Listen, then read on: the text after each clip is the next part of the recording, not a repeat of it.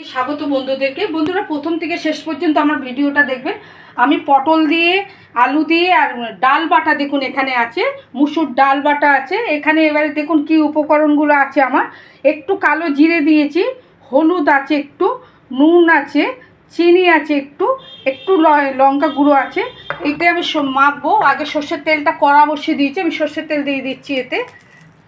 এইখানে দেখুন পটল আছে দু অর্ধেক করে কাটা, আলু আছে 4 টুকরো করে, লঙ্কা গুঁড়ো আছে, হলুদ গুঁড়ো আছে, টমেটো আছে, নুন মিষ্টি ধনেপাতা আছে, আদা বাটা আছে। নামাবার সময় আমি ঘি গরম মশলা দেবো, গরম মশলা আর এই যে ঘি আছে ঘি দেবো। বন্ধুরা আপনারা আমার সঙ্গে থাকুন একটু। আমি এবারে ডালটা মাখছি দেখুন। ডালটা মাখা হয়ে গেছে, এবার ডালের বড়াটা আমি ভাজছি, ছোট ছোট করে দেবো।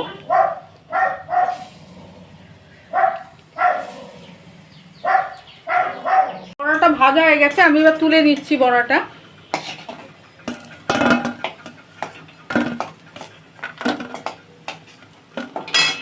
এর মধ্যে এবার আমি পটলগুলো দেবো, পটলগুলো ভাজা বসিয়ে দেবো।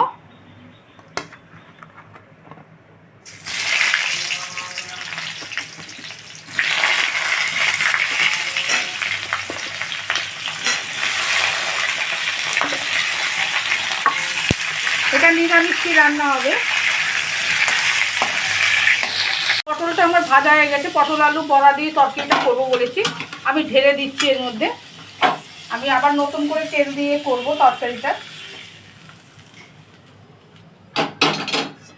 আচ্ছা, আমি এর মধ্যে আবার তেল দিচ্ছি।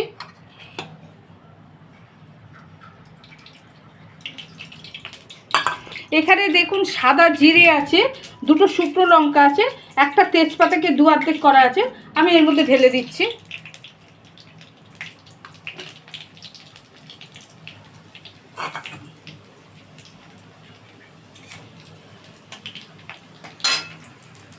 ঠিক আছে, আমি দেখুন আলুগুলো ঠিক এইভাবে কেটেছি, একটা আলুকে 8 ভাগ করেছি, এই যে আমি এর মধ্যে ঢেলে দিচ্ছি। আলুগুলো ভাজা হবে বন্ধু, একটু নুন দিয়ে দিচ্ছি। এবার আলুগুলো ভাজা হবে এখানে। আলুটা ভাজা হয়ে গেছে, আমি এবারে এখানে এই টমেটোগুলো যে আছে টমেটো কুচিটা দিয়ে দিচ্ছি এর মধ্যে।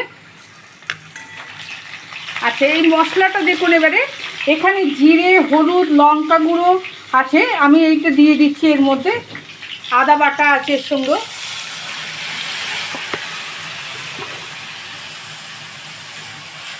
আচ্ছা, এটা একটু কষা হোক বন্ধুরা।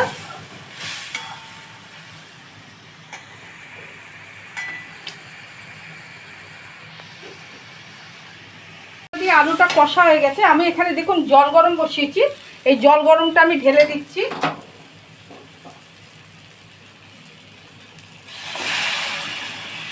জল গরমটা ঢেলে একটু আলুটা সেদ্ধ হোক। যদি রেসিপিটা যদি ভালো যদি লাগে বেশি বেশি করে শেয়ার করবেন, লাইক করবেন, কমেন্ট করবেন, চ্যানেলটা সাবস্ক্রাইব করবেন।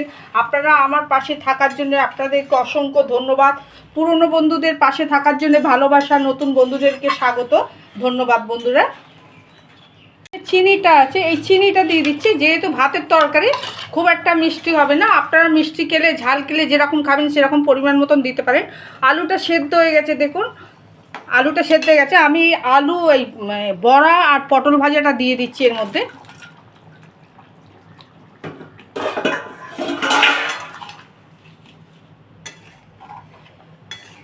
পটল আলু বড়ার রসা তৈরি হয়ে গেল বন্ধুরা। ধনে পাতা একটু ছিল, ধনে পাতাটা দিয়ে দিল। গরম মশলা দিয়ে দিচ্ছি 1 চামচের মতন, হাফ চামচের মতো সাই গরম মশলা। একটু ভালো ঘি দিয়ে দিচ্ছি এর মধ্যে। গ্যাসটা অফ করে দিল। তরকারিটা আমার হয়ে গেছে বন্ধুরা। আপনারা বেশি বেশি করে শেয়ার করবেন রান্নাটা আমার।